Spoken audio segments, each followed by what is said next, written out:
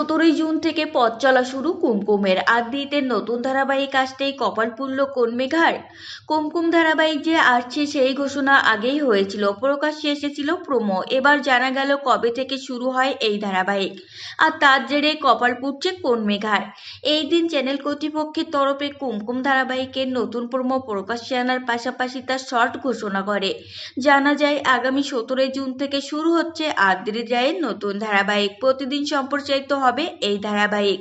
দেখা যাবে সন্ধ্যে 7টা থেকে। এখানে প্রশ্ন উঠছে, তবে কি শেষ হয়ে যাচ্ছে ওমর দরদিয়া?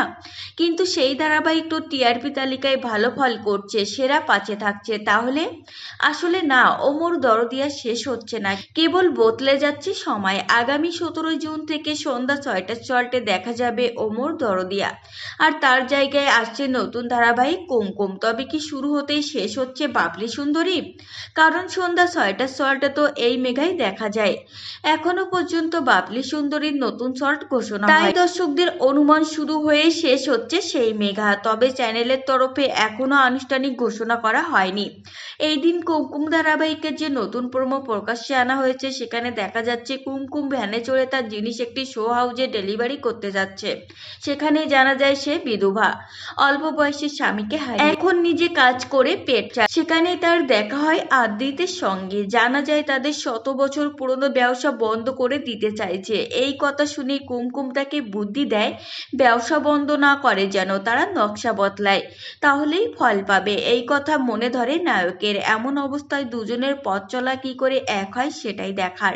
এই বিষয়ে জানিয়ে রাখা ভালো, আদ্রিত রায় বহুদিন পর ছোট পর্দায় ফিরছে। তার মিঠাই ধারাবাহিকটি বিপুল খ্যাতি পেয়েছিল। এই ধারাবাহিকে তার বিপরীতে রয়েছেন নবাগতা অনুষ্কা দাস। অন্যদিকে ওমর দরদিয়া ধারাবাহিকে এখন দেখানো হচ্ছে বানিয়ার অনিরুদ্ধ সন্তান আছে। তানিয়াকে সেই সন্তানের বিরুদ্ধে কান ভারী করে ভড়কে দেওয়ার চেষ্টা করছে তার জন্মদাতা বাবা। এমন অবস্থায় কি ঘটে সেটাই দেখার। তো ফ্রেন্ডস, এই ছিল আজকের ভিডিও। আপনাদের যদি এই তথ্যগুলো ভালো লেগে থাকে অবশ্যই ভিডিওটিকে লাইক করবেন আর চ্যানেলটিকে সাবস্ক্রাইব করে সঙ্গে থাকবেন।